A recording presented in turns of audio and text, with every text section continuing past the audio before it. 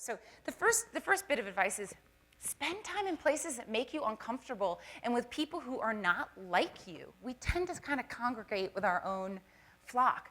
So Tom Peters at one of the very first, he's a management guru, you probably have heard of him, at the very first Fast Company event, I was talking to him about his sort of personal tactics for renewal and creativity. And he said, here, I got one for you. This is what I do. Once a month, I flip through my Rolodex, it was a Rolodex back then, and I find the card of a person I met somewhere who was kind of weird, maybe off-putting. I didn't really understand what they did for their job. And I call that person up and I invite them to lunch. Invite a weirdo to lunch. That's it. Okay, if you guys start getting invitations to lunch, don't get mad at me. Look. That's the analog version. Nesta, the British charity that's trying to promote innovation in all of their organizations, has something called randomized coffee trials, which is a very official sounding name for, in an organization, this is now happening at the Red Cross, Bank of England, you name it, you sort of sign up to be part of this trial, and once a month, you're given a random name of someone anywhere in the world in your organization, or sort of the ecosystem of your organization, and either you have coffee with them in real time and space, or you have a Skype coffee with them. This is about developing those weak ties that we know are the ones that help develop new ideas and those serendipitous collisions. Design your own learning journey.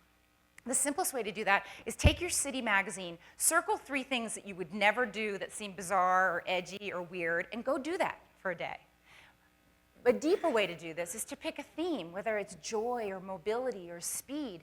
Ask yourself, what are 10 things I want to learn about that? And then go find the places and the people that exude that theme and get smart about it really quickly. Switch up your sources, right? The most creative geniuses are polymaths. They are insatiably curious about things that have nothing to do with their job, sort of like we saw last night. They're the original Leonardo da Vinci. You know, they jumped from realm to realm.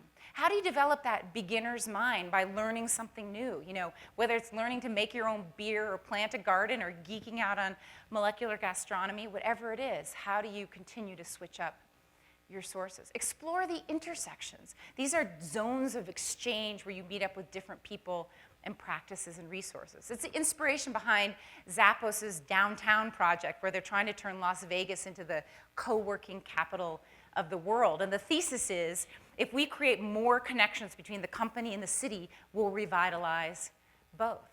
Finally, just play. You know, schedule yourself a resource, get outside, bring your body into it. In organizational settings, we seem to work from the neck up, right?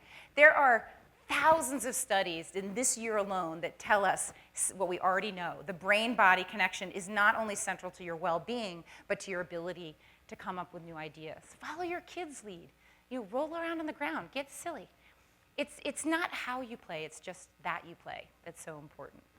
Okay, so there's a corollary here, which is you cannot learn anything new without humility.